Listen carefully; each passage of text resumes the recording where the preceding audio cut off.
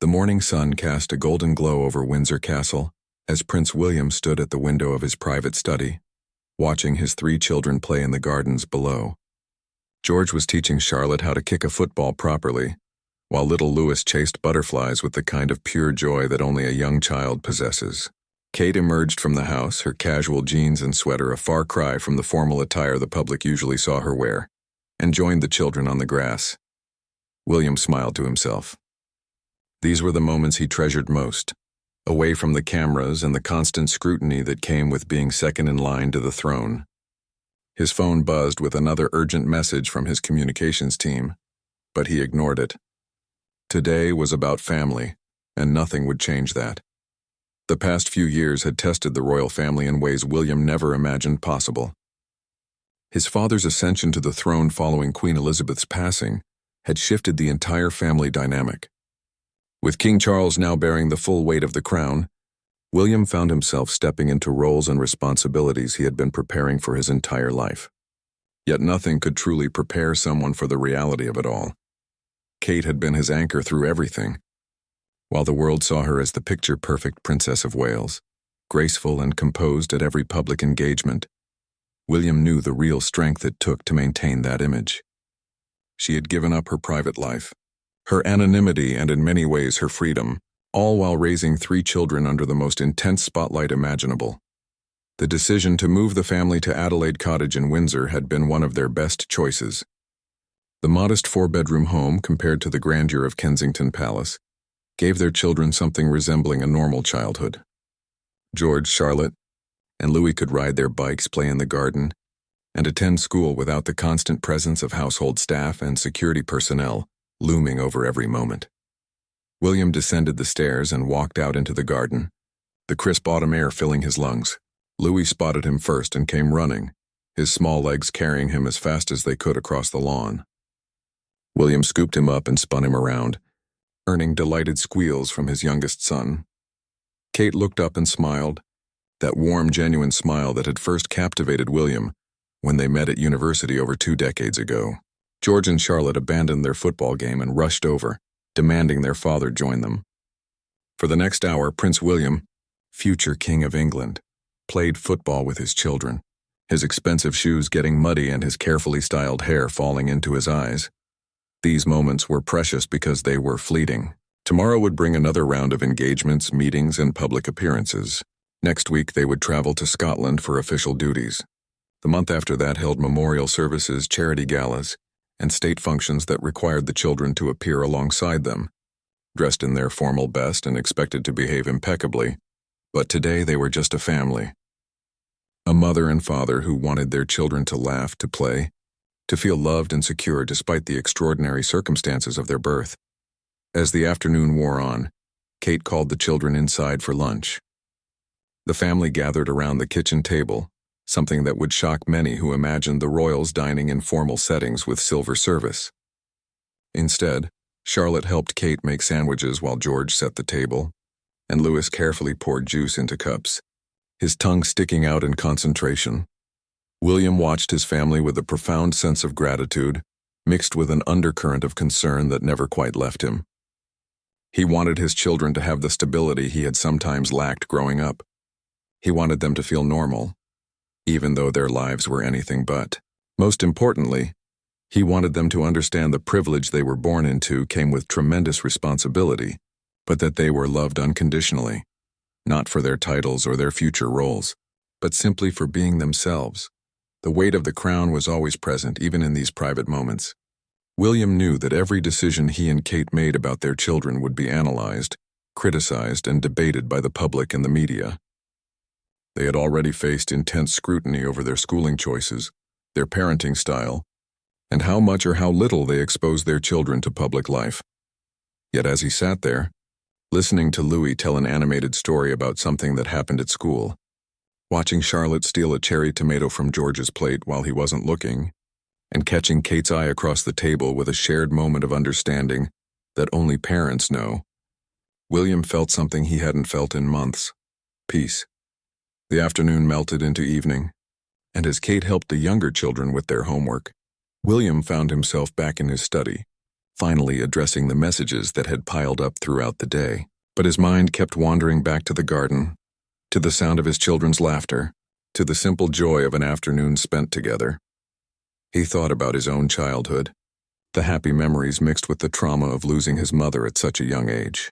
He thought about how that loss had shaped him, how it had made him fiercely protective of his own family, how it had taught him that life could change in an instant and that every moment together mattered. William made a decision then, one he had been contemplating for weeks. He would speak to his father about adjusting his schedule, about protecting more of these precious family days. The work would always be there. The duties and responsibilities would never end, but his children would only be young once. He had learned the hard way that time was the one thing money and power could not buy back. As darkness fell over Windsor, William walked through the house, checking on each of his sleeping children. George lay sprawled across his bed, still wearing one sock, a book about dinosaurs open on his chest. Charlotte had arranged all her stuffed animals in a precise line beside her, and Louis clutched his favorite blanket, his face peaceful in sleep.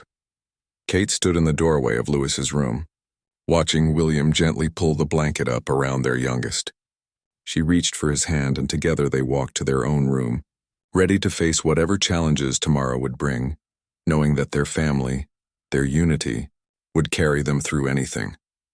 The nation had no idea what went on behind the palace walls, but they were about to witness something that would touch hearts across the country and remind everyone that even royals were, at their core, just people trying to do their best for the ones they loved. The morning started like any other Thursday at Lambrook School. Parents dropped off their children, exchanged brief pleasantries, and hurried off to their own responsibilities. But when Kate's car pulled up to the front entrance, there was an unmistakable shift in the atmosphere. Despite their best efforts to blend in, the presence of the Prince and Princess of Wales always created a ripple effect. Kate had insisted on doing the school run herself whenever possible. She remembered her own childhood, the comfort of her mother's presence at the school gates, and she wanted to give her children that same sense of normalcy. George walked slightly ahead, trying to maintain the cool demeanor expected of a 10-year-old boy, while Charlotte held her mother's hand, and Louis swung his backpack with enthusiastic energy. What happened next would become one of those unexpected moments that defined the public's perception of the royal family. As they approached the entrance, a young girl around Charlotte's age tripped on the steps, her lunchbox flying open and scattering sandwiches and fruit across the pavement. The child's face crumpled with embarrassment as other students walked past, some giggling, others staring. Without hesitation, Charlotte broke away from her mother and rushed to help. She knelt down beside the crying girl, gathering up the scattered food and speaking softly to her. George, seeing his sister's actions, joined in, helping to collect the items while making jokes to lighten the mood. Louis, not wanting to be left out, offered the girl his favorite granola bar from his own lunchbox. Kate watched her children with a mixture of pride and emotion that threatened to overwhelm her. This was what she and William had worked so hard to instill in them: compassion, kindness, and the understanding that their privilege meant they had a responsibility to help others, not to stand above them. The school staff rushed over to assist, but Kate gently waved them back, allowing her children to handle the situation themselves. The young girl, whose name was Emma, looked up at Charlotte with wonder and gratitude. Charlotte simply smiled and said something that was later reported by a nearby parent who overheard. "My mom always says everyone has bad days. Tomorrow will be better." This simple act of childhood kindness, witnessed by several parents who later shared the story on social media, sparked something unexpected. Within hours, the story had spread across the internet, not as gossip or scandal, but as a heartwarming reminder that the royal children were being raised with genuine values. Back at Adelaide Cottage that evening, the children excitedly told William about their day. Charlotte mentioned helping Emma almost as an afterthought, more interested in talking about the art project she had completed. But Kate shared the full story with William, and he felt that familiar swell of pride mixed with the weight of responsibility. The following week brought an official engagement that would test the family in a different way. A charity event for children's mental health services had been scheduled for months, and this time all 3 children would attend. It would be George's first major public appearance at such an event, and the pressure was enormous. William and Kate spent the days leading up to the event preparing the children, but not in the way one might expect. Instead of drilling them on protocol and behavior, they talked about why the work mattered. They explained, in age-appropriate terms, that some children struggled with sadness, worry, and fear, and that helping them was one of the most important things their family could do. George, mature beyond his years, asked thoughtful questions about mental health and why some people needed extra help. Charlotte wanted to know if they could meet some of the children who had been helped by the charity. Even Louis, in his innocent way, declared that he wanted to make everyone happy. The day of the event arrived with the kind of media attention that always made William's protective instincts flare. Dozens of photographers lined the entrance, cameras ready to capture every moment. As the family stepped out of their car, William felt Kate's hand briefly squeeze his, a silent acknowledgement of the nerves they both felt. But something remarkable happened. George, who had been coached but never commanded, walked forward with quiet confidence. When a young girl approached him shyly with a drawing she had made, George knelt down to her level, accepted the gift with genuine appreciation, and asked her about the colorful flowers she had drawn. The moment was captured by every camera present, but more importantly, it was authentic. Charlotte proved to be a natural, chatting easily with the children and staff, her genuine interest evident in every interaction. She asked questions, listened to answers, and seemed to instinctively understand how to make people feel comfortable. Louis, true to his spirited personality, brought laughter wherever he went, at one point engaging in an impromptu game of peekaboo with a toddler that melted hearts across the room. William and Kate watched their children navigate this public event with a mixture of amazement and relief. They saw George's careful thoughtfulness, Charlotte's natural empathy, and Louis's infectious joy. But more than that, they saw their children simply being kind, something no amount of royal training could teach if the heart wasn't willing. During the private portion of the event, away from cameras, the family met with teenagers who had struggled with severe mental health issues. These young people shared their stories with raw honesty, and William and Kate listened with the focused attention that showed genuine care. George sat quietly, absorbing everything, his young mind processing the reality that not everyone had the advantages he did. One teenage boy, barely older than George, spoke about losing his father and the depression that followed. William leaned forward, and in a moment of unexpected vulnerability, shared briefly about his own loss, about understanding that kind of pain. The room fell silent, the weight of that shared experience creating a connection that transcended royal protocol. Kate, seeing tears gathering in Charlotte's eyes as she listened to a young girl talk about bullying and loneliness, wrapped her arm around her daughter. Later in the car ride home, Charlotte would ask questions that broke her mother's heart with their innocence and concern. Why were people mean to each other? Why did some children not have anyone to help them? Could they do more? That evening, as the family gathered for dinner, the conversation was deeper than usual. George wanted to know more about mental health, about how they could help. Charlotte asked if they could visit the charity again, maybe volunteer somehow. Even Louis, in his simple way, said he wanted to make sad children smile. William looked at Kate across the table, and they shared a moment of unspoken communication that married couples develop over years together. They had worried so much about the pressures of public life on their children, about the burden of their future roles, about whether they could give them a childhood that balanced duty with joy. But in these moments, they saw that their children were developing something far more valuable than perfect public behavior. They were developing character, compassion, and a genuine desire to use their position to help others. The media could analyze their every move. The public could debate their parenting choices. But William and Kate knew they were raising children who understood that privilege came with purpose. As the children got ready for bed that night, William found George standing at his bedroom window, looking out at the darkened grounds. His eldest son turned to him with an expression of thoughtful concern.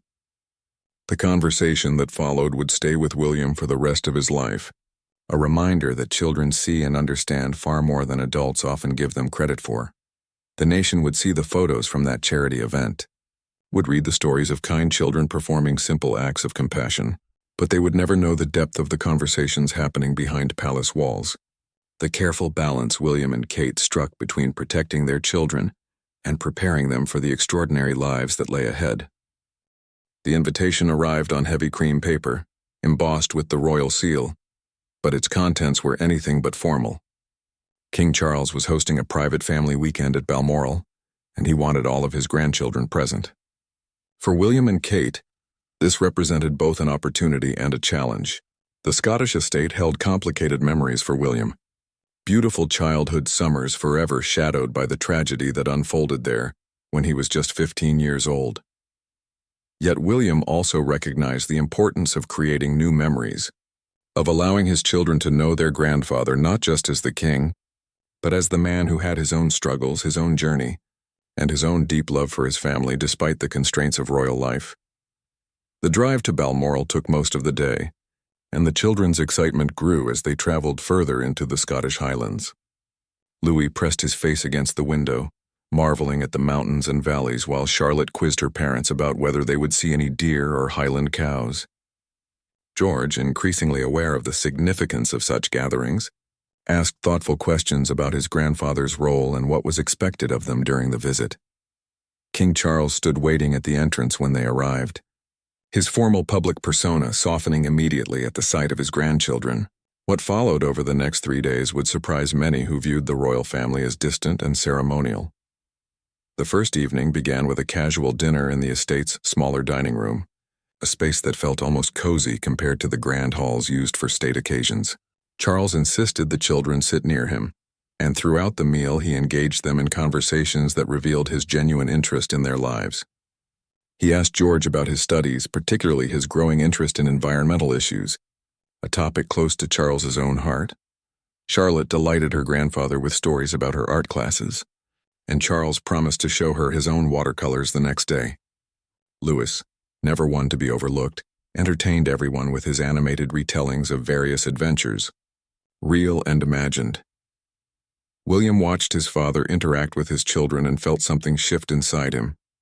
The relationship between him and Charles had been complicated over the years, marked by the pressures of royal life, the tragedy of Diana's death, and the natural tensions between generations.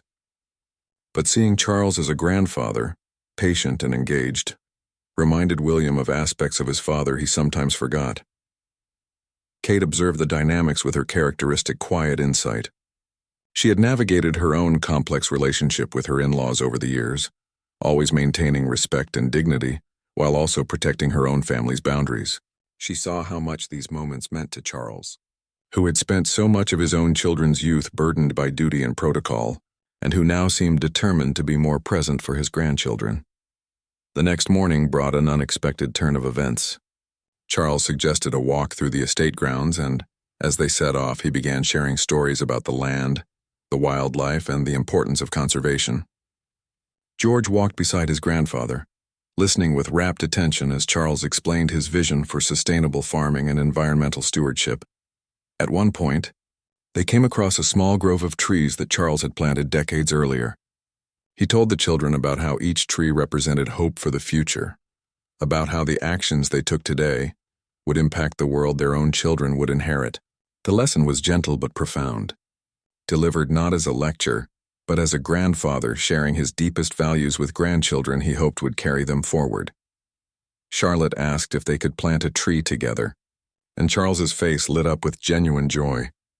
What followed was a family tree planting ceremony that had no cameras, no formal announcement, just a family working together to create something that would outlast them all.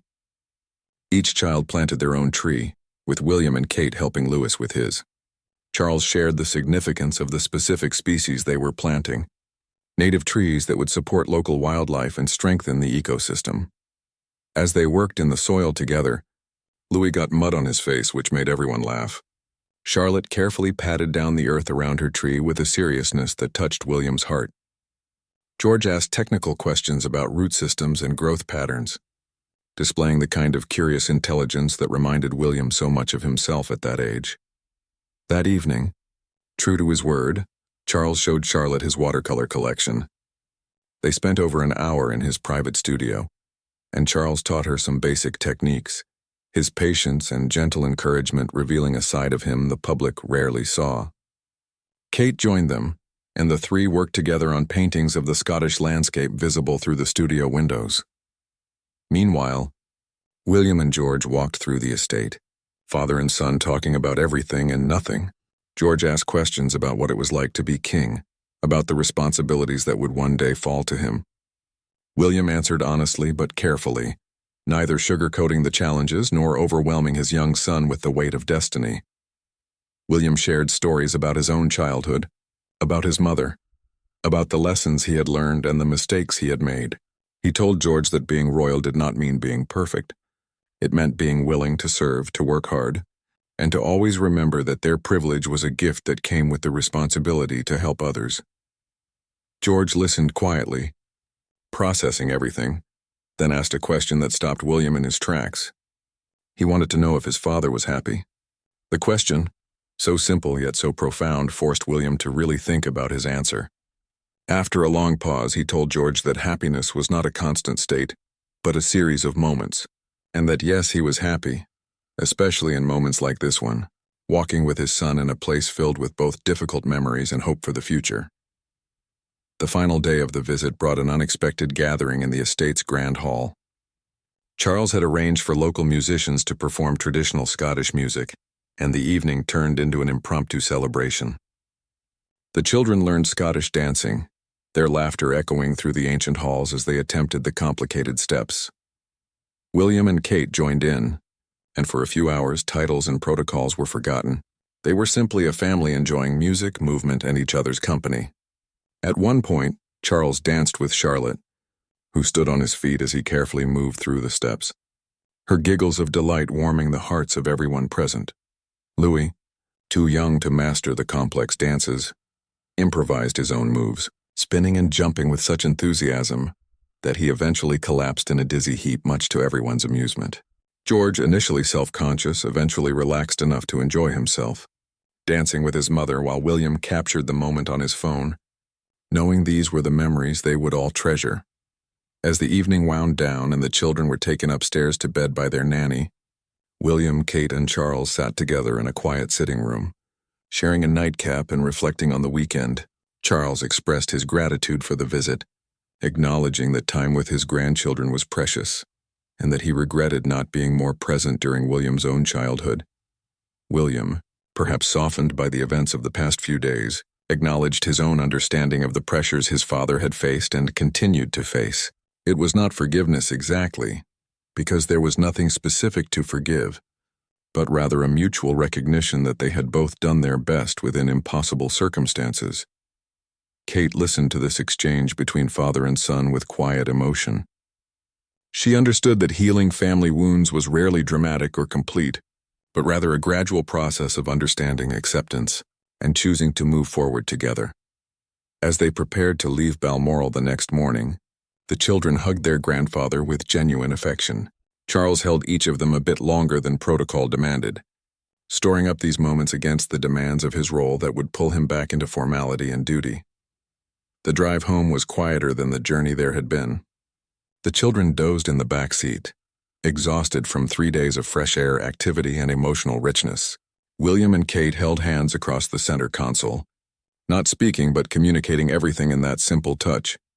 They had come to Balmoral with some trepidation, but they were leaving with something more valuable than they had expected: a deeper family connection, new memories built on old grounds, and the knowledge that despite everything, despite the pressures and the protocols and the public scrutiny, they were a family bound not just by duty, but by genuine love and shared values that would guide the next generation forward. The unexpected news came during what should have been an ordinary Tuesday morning.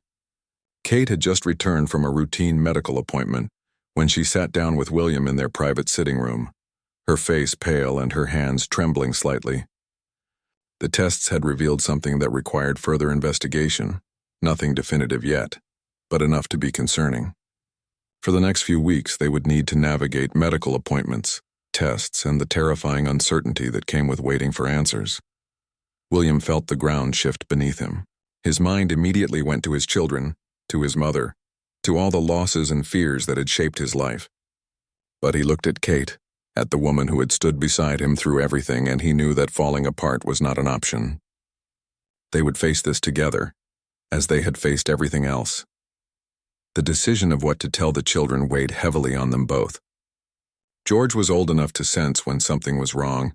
Charlotte was perceptive beyond her years, and even Louis would pick up on the tension in the household.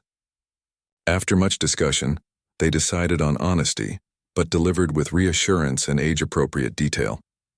That evening, they gathered the children in the family room, away from staff and security. William held Louis on his lap while George and Charlotte sat on either side of Kate. The conversation that followed tested every parenting instinct they possessed. Kate explained that the doctors needed to do some tests to make sure she was healthy, that she would need to go to some appointments, and that there might be days when she felt tired or unwell.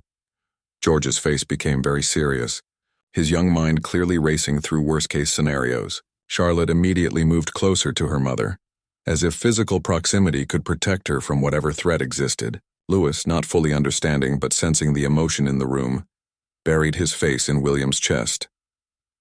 William spoke then, his voice steady despite the turmoil inside. He told them that families faced difficult times together, that they would all support each other, and that their mother was strong and being cared for by the best doctors. He promised them that they would get through this, whatever this turned out to be. The questions came then, some heartbreaking in their innocence. Charlotte wanted to know if her mother would have to go to the hospital. George asked if Kate was going to die, the blunt question hanging in the air like a physical weight. Louis simply asked if Mommy would still be able to play with him. Kate answered each question with as much honesty as she could provide, without adding to their fears. She did not make promises she might not be able to keep, but she reassured them of her love, of the excellent care she was receiving, and of the fact that they would face each day together as a family. The next few weeks brought a surreal quality to their lives. Publicly, they maintained their scheduled engagements, presenting the unified front the nation expected. But privately, they were navigating doctor's appointments, medical jargon, and the roller coaster of hope and fear that came with each new test result. William canceled some commitments, prioritizing his family in a way that would have been unthinkable in previous generations of royals. When his staff pushed back, citing duty and obligation, William was uncharacteristically firm. His family came first, and if that meant disappointing people or rearranging schedules, so be it. The children responded to the situation in ways that both broke and healed their parents' hearts. George became protective, constantly checking on his mother, asking if she needed anything, trying in his 10-year-old way to be helpful.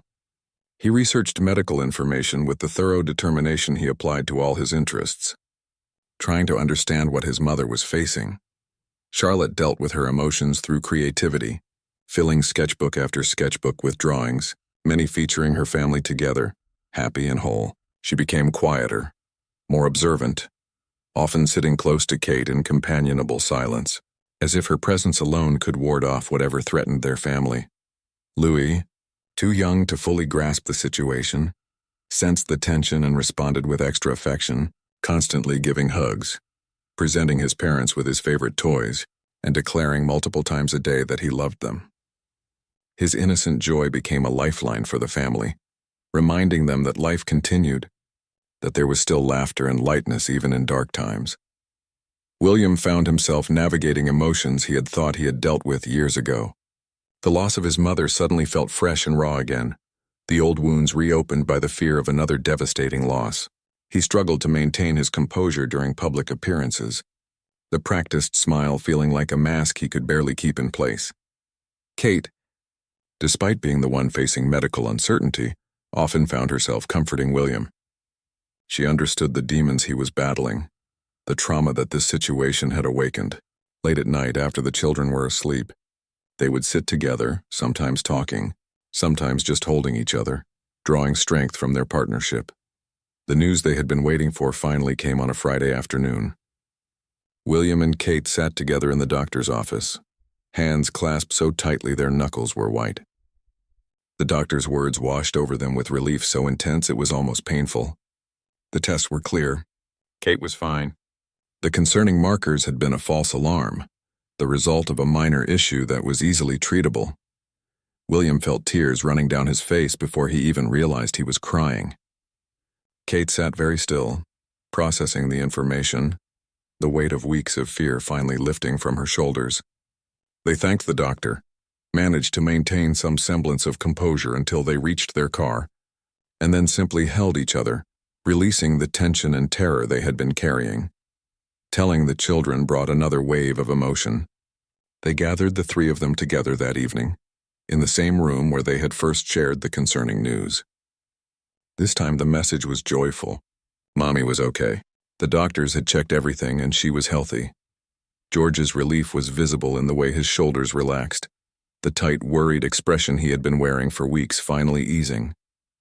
Charlotte burst into tears, all the emotion she had been holding inside releasing in great heaving sobs.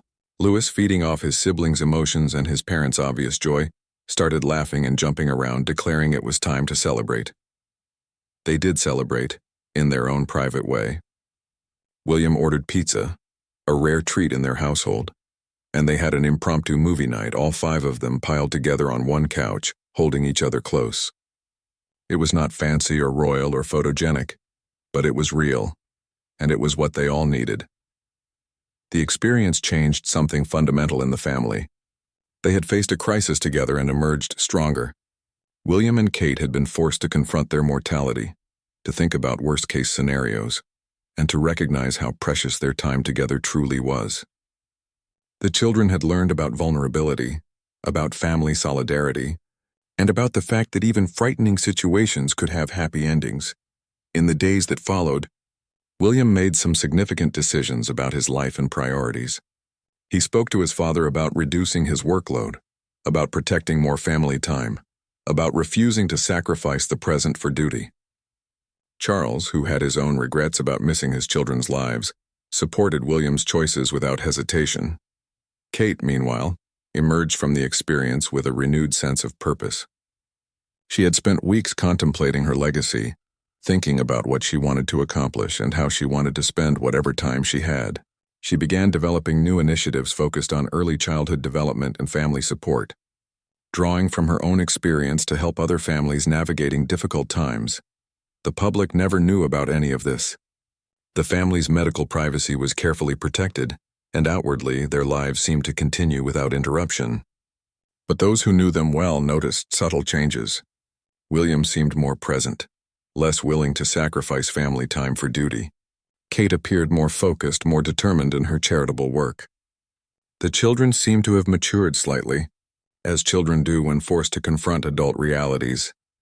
One evening, about a month after the all-clear from doctors, William and Kate stood together in their bedroom, watching through the window as the children played in the garden below in the fading light. They did not speak, did not need to. They simply stood together, grateful for the ordinary miracle of another day, another evening, another chance to watch their children grow. The crisis had passed, but its lessons remained. Life was fragile and uncertain, but love was stronger than fear. Family was not just about duty or legacy or maintaining traditions. It was about showing up, being present, holding on to each other through the storms, and never taking a single moment for granted.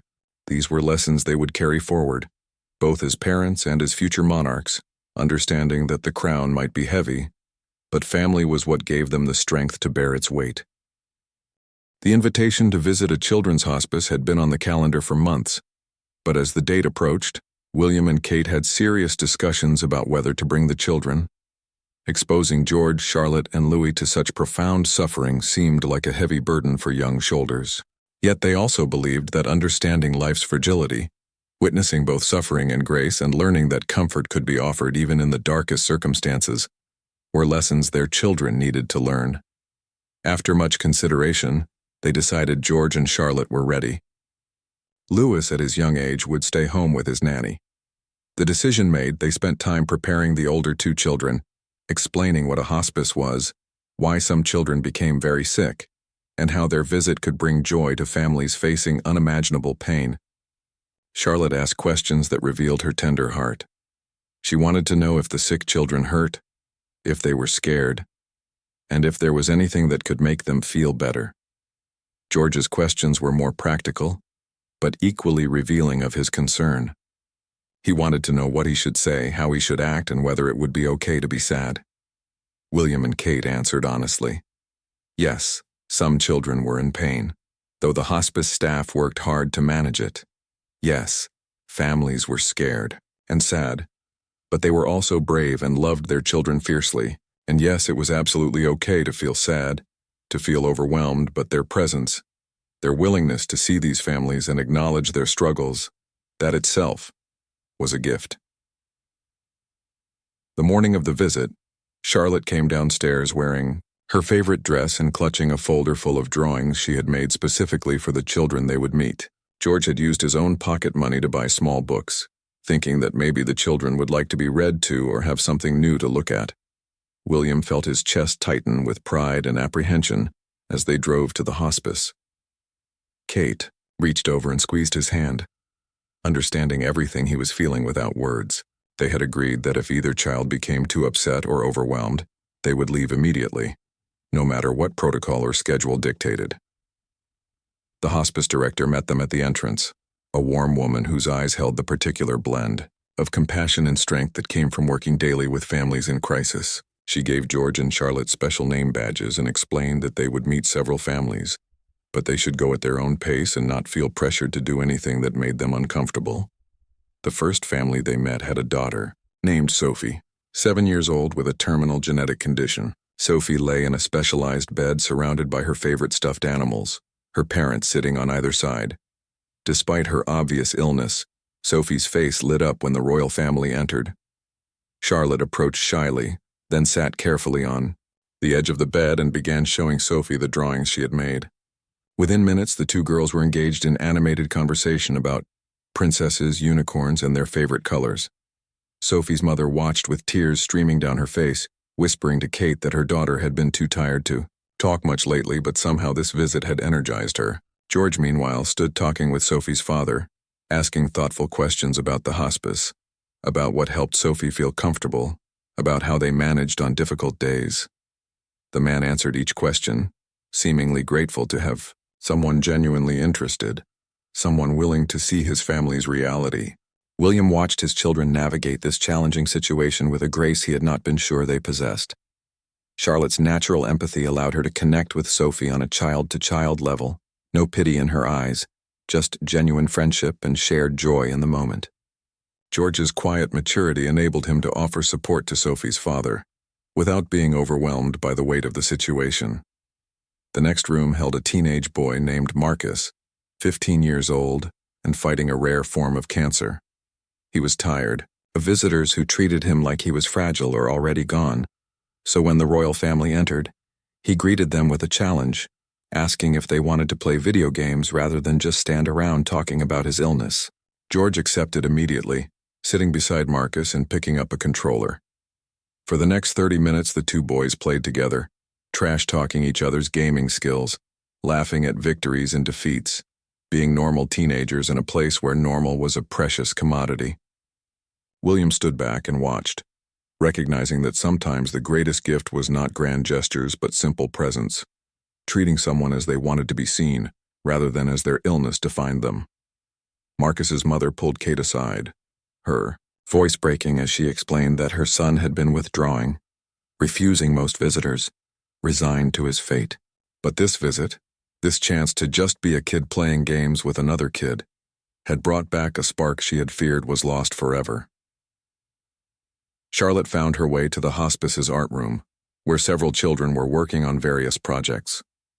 She joined them without fanfare, painting alongside a young girl who had limited mobility but created beautiful abstract designs using adaptive tools. The other children were fascinated by Charlotte's presence, but she deflected attention from herself, asking about their artwork, admiring their creativity, making each child feel special and seen. Kate observed her daughter with wonder. Charlotte had somehow instinctively understood that these children did not want to be treated as special because they were sick, but rather wanted to be celebrated for who they were, for their personalities, their interests, their humanity beyond their medical conditions. The most challenging moment came when they met a family saying goodbye to their young son. The 4-year-old boy had only days left, and his parents wanted him surrounded by as much love and light as possible in his final moments. The hospice director gently asked if William and Kate wanted to skip this room, but they refused, understanding that bearing witness to such profound grief was part of honoring these families' experiences. George and Charlotte stood quietly at the doorway, uncertain. The little boy, named Oliver, was sleeping peacefully, his breathing labored but steady. His parents sat on either side of him, holding his small hands, treasuring every remaining second. William approached carefully, not wanting to intrude on such an intimate moment. But Oliver's father looked up and gestured them in. He spoke quietly, telling them about Oliver's love of dinosaurs, his infectious laugh, his boundless curiosity about everything. He spoke in present tense, refusing to let go even as the inevitable approached. Kate listened with tears running freely down her face, making no attempt to hide her emotions. Charlotte moved closer to Oliver's bedside and gently placed one of her drawings there, a colorful picture of dinosaurs in a magical forest. Oliver's mother looked at the drawing, then at Charlotte, and managed a small smile, whispering thank you. George stood very still, his face pale, processing emotions and realities that no 10-year-old should have to understand, but that were part of the world's truth. William placed a hand on his son's shoulder, offering support, letting him know it was okay to feel overwhelmed, that adults felt overwhelmed too. As they prepared to leave Oliver's room, his father spoke again, his voice thick with emotion. He thanked them for coming, for seeing his son, for acknowledging that Oliver's brief life mattered. He said that in a few days or weeks, Oliver would just be a statistic, another child lost to disease. But in this moment, he had been seen by people the world paid attention to, and somehow that felt important, like Oliver's life was being honored in a way that would last beyond his death. The visit continued through the hospice, meeting families at various stages of their journeys. Some children were stable, living with chronic conditions but finding joy in their days. Others were in active treatment, fighting battles that seemed impossibly unfair. A few, like Oliver, were in their final days, surrounded by love even as time ran out. By the time they left the hospice, several hours had passed. George and Charlotte were quiet, emotionally exhausted by the intensity of what they had witnessed. William and Kate were equally drained but also profoundly moved by their children's compassion, their willingness to show up, to see suffering without looking away, to offer comfort even when they had no words to make things better. The car ride home was silent for the first few minutes. Then Charlotte spoke, her voice small and uncertain. She asked if all those children were going to die. Kate turned in her seat to look at her daughter, considering her answer carefully. She explained that some of the children were very sick and might not recover, but that others were fighting and hoping, and that all of them deserved to be loved and to experience joy for however long they had. George asked the question that was really troubling him. He wanted to know why life was so unfair, why some children got sick while others stayed healthy, why families had to suffer so much. William recognized the question as one he had asked himself countless times after his mother's death, a question with no satisfying answer. He told George that he did not know why, that life contained mysteries and unfairness that no one could fully explain. But what he did know was that how people responded to suffering mattered. The families they had met today were choosing love over despair, choosing to make every moment count, choosing tea. The announcement came during breakfast on an otherwise unremarkable Wednesday morning. King Charles requested the entire family's presence at Buckingham Palace for an important private gathering. No further details were provided, which immediately set William on edge. His father's formal summons usually meant significant news, and recent months had taught him that significant news could be either wonderful or devastating. Kate noticed his tension immediately and placed a calming hand on his arm. The children, sensing the shift in atmosphere, grew quieter as they finished their meals. George asked if everything was all right, his perceptiveness showing through once again. William assured him that everything was fine, but the uncertainty in his own voice betrayed his words. The drive to Buckingham Palace felt longer than usual. The children speculated about why their grandfather wanted to see them, their guesses ranging from exciting announcements about upcoming trips to concerns about whether they had done something wrong at their last public appearance. William and Kate remained largely silent, each lost in their own thoughts about what might await them. King Charles received them in the palace's private family rooms rather than any of the formal state chambers, which William took as a positive sign. His father looked older somehow, the weight of the crown visible in ways it had not been even a few months earlier. Yet there was something else in his expression, something that looked almost like excitement mixed with trepidation. Once everyone was settled, Charles asked the staff to leave them completely alone, ensuring total privacy. He looked at his grandchildren with obvious affection, then turned his attention to William and Kate. What he said next would change the trajectory of their lives in ways none of them could have anticipated. Charles explained that he had been doing considerable thinking about the future of the monarchy, about what it needed to survive and remain relevant in a rapidly changing world. He had watched William and Kate's approach to parenting, their efforts to balance duty with normalcy for their children, their commitment to modernizing royal traditions while respecting their essence. He had been impressed by how the public responded to their family, seeing in them a reflection of contemporary values while maintaining connection to tradition. After much consideration and consultation with key advisors, Charles had decided to make a significant change. He wanted to begin a gradual transition of certain royal duties to William and Kate, more substantial than had been typical in the past. This was not about Charles stepping back from his role as king, but rather about creating a working partnership that would prepare William, while also allowing Charles to focus on areas of particular importance to him, especially environmental and interfaith initiatives. The practical implications were enormous. William and Kate would take on increased state responsibilities, more overseas tours, greater involvement in governmental affairs, and higher visibility in representing the crown. For the children, it meant more public scrutiny, more formal appearances, and less of the protected childhood their parents had been fighting to preserve. William felt the room tilt slightly. This was what he had been preparing for his entire life, yet now that it was actually happening, he felt utterly unprepared. He looked at Kate, whose face had gone pale but remained composed. Always composed, even as their world shifted beneath them. George, Charlotte, and Louis sat very still, not fully understanding the conversation but sensing its importance. Charles turned his attention to them, explaining in simpler terms that he needed their parents' help with important work, which meant they might see their mother and father a bit less at times, but that everything they did would be to help people and serve their country. Charlotte's eyes filled with tears, though she tried to hide them. Louis looked confused, glancing between his parents and grandfather trying to understand. George's expression became unreadable, a mask of control that reminded William painfully of himself at that age, already learning to hide his true feelings behind a facade of acceptability.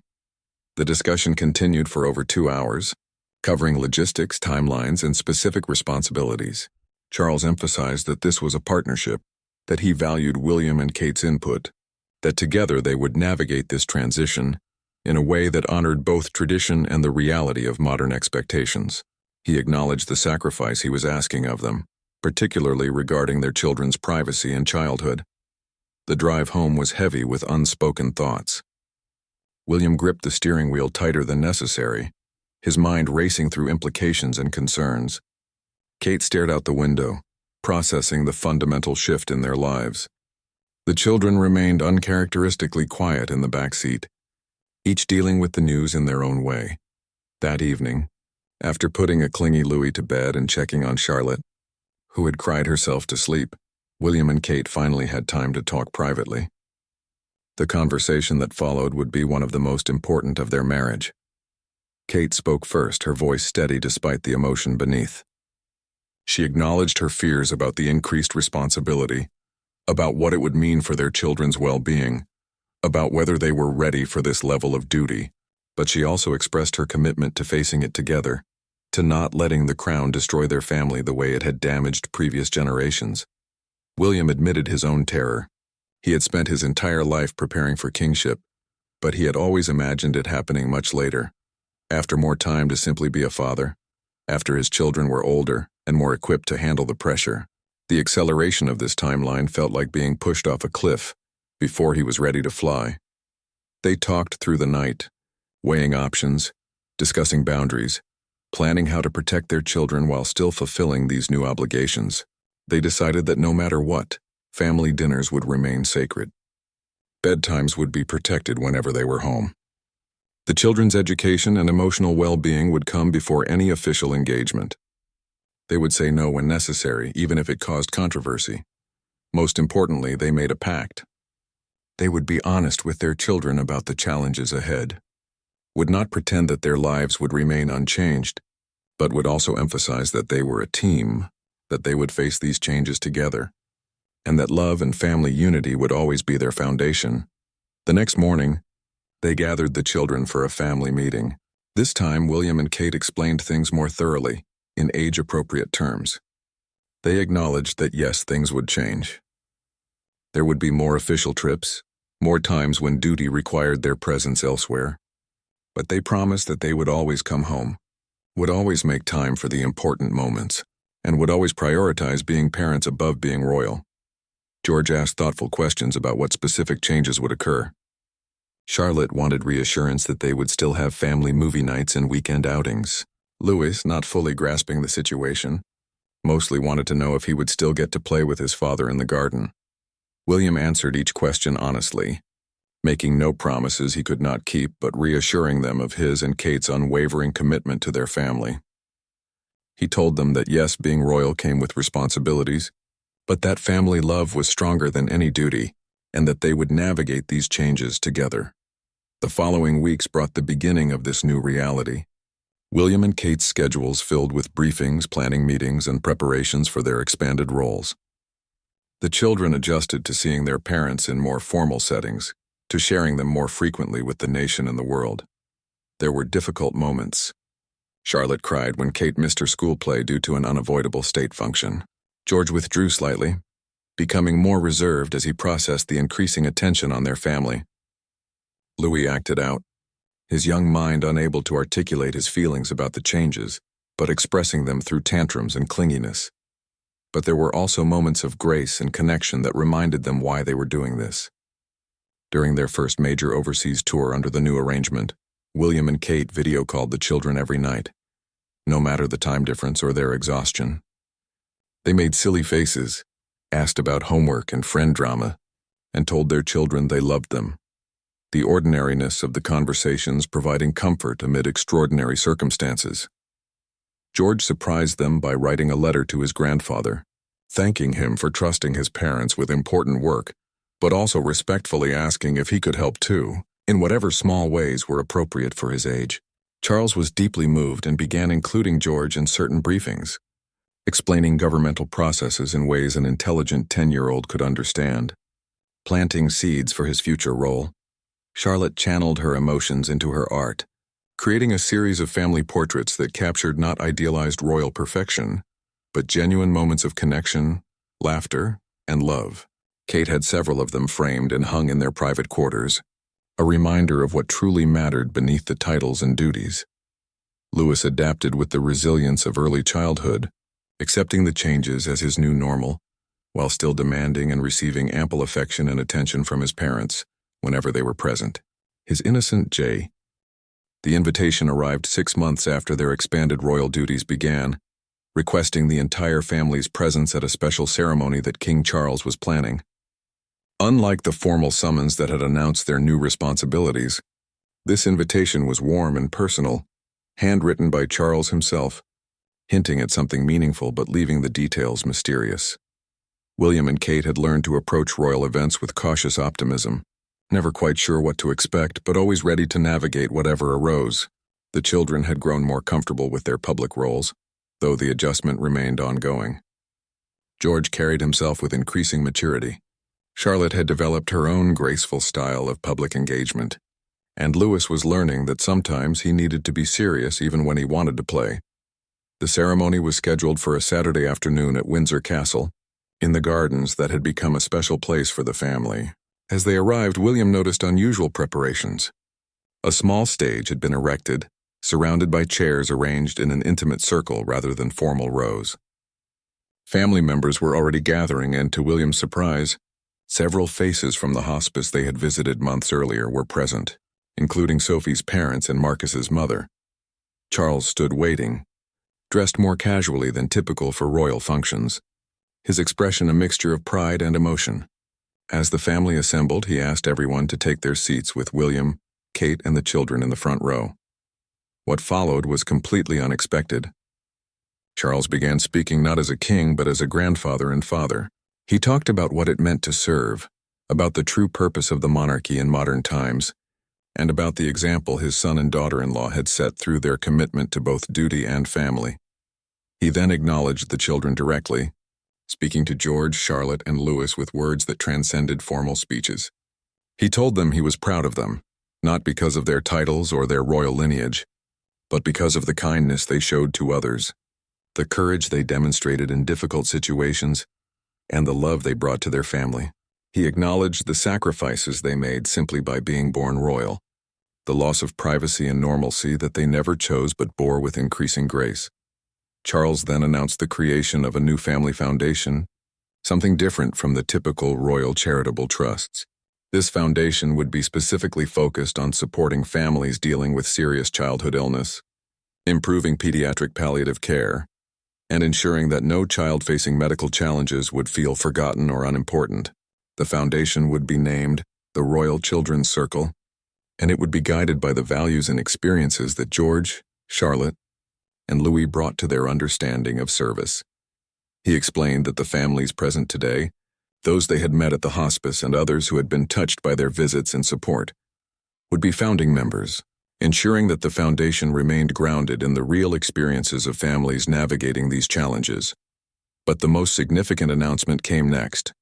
Charles had commissioned a permanent memorial garden at Windsor Castle, dedicated to children who had lost their battles with illness and to the families who loved them.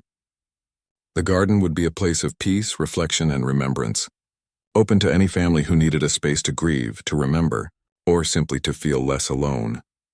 At the center of this garden stood 3 trees, planted by George, Charlotte, and Louis during their visit to Balmoral months earlier, now carefully transplanted and established in this new location. Around them, families would be invited to plant additional trees in memory of their own children, creating a growing forest of remembrance and hope. William felt tears streaming down his face, making no attempt to hide them. Kate was openly weeping, as were many others present. The children sat very still, beginning to understand the significance of what their grandfather had created, how he had taken their experiences and actions and transformed them into something lasting and meaningful. Sophie's mother stood to speak, her voice wavering but strong. She talked about how her daughter's face had lit up during the royal family's visit, how those moments of pure childhood joy had been precious gifts in Sophie's final months.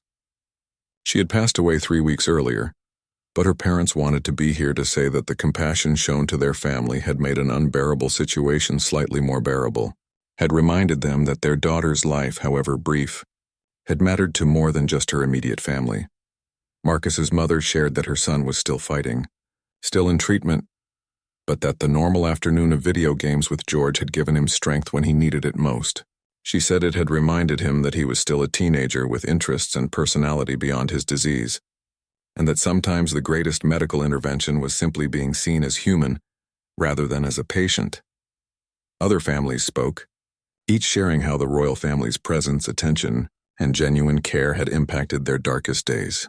They talked not about grand gestures or financial donations, though those certainly helped, but about feeling seen, acknowledged, and validated in their grief and struggle. When it was time to officially dedicate the memorial garden, Charles invited the entire family forward. Together they unveiled the central plaque, which bore a simple inscription that William would carry in his heart forever. In loving memory of all children whose time was too brief, and in honor of the families whose love is eternal, may this garden be a place of peace, remembrance, and hope. The ceremony concluded with each family present planting a tree. George, Charlotte, and Louis helped, their small hands guiding parents through the ritual of placing trees in soil, of creating living memorials that would grow and strengthen over time, just as the memories of lost children would remain alive in the hearts of those who loved them. As the formal proceedings ended, something beautiful happened. The gathering transformed into an informal celebration of life rather than a somber memorial. Children who were still fighting their illnesses played together, their laughter filling the garden. Parents who had lost children found comfort in speaking with others who understood their grief. Siblings, often the forgotten mourners, connected with peers who shared their complicated experiences. William watched his children navigate this complex social situation with remarkable emotional intelligence. Charlotte sat with a young girl whose sister had died, simply listening as the girl talked about her feelings. George engaged a teenage boy in a conversation about school and sports, giving him a chance to be normal for a while. Louis, with his uncomplicated affection, distributed hugs to anyone who looked sad, his innocent belief that hugs could fix everything being both touching and somehow true.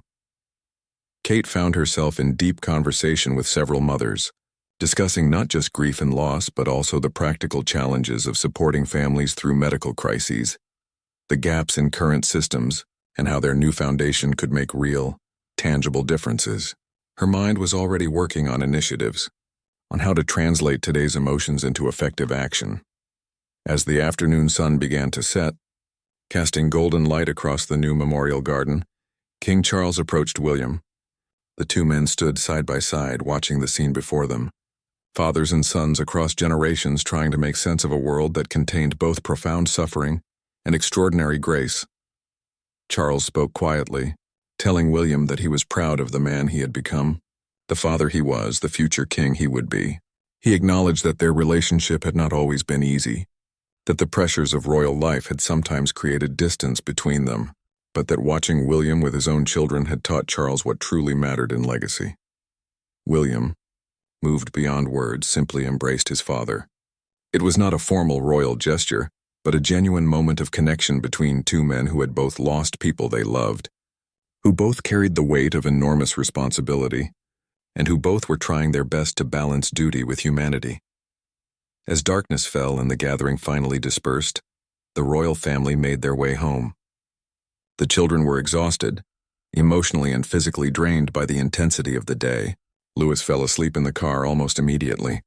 Charlotte leaned against her mother, processing everything she had seen and heard. George stared out the window, his young mind working through complex thoughts about life, death, purpose, and privilege. That night, after the children were finally settled in bed, William and Kate stood together in the memorial garden, which could be seen from their Windsor home. Soft lights illuminated the newly planted trees, and in the gentle evening breeze the leaves seemed to whisper stories of the children they represented. Kate spoke first, her voice thick with emotion. She said that today had crystallized something she had been feeling for months: their roles as royals, the duties they fulfilled, the public appearances they made. All of it only mattered if it translated into genuine positive impact on real people's lives. The memorial garden, the foundation, these were tangible results of their commitment to making their privilege meaningful. William agreed, adding that he finally understood what his father had been trying to teach him through the transition of duties. Being royal was not about ceremony and tradition for their own sake.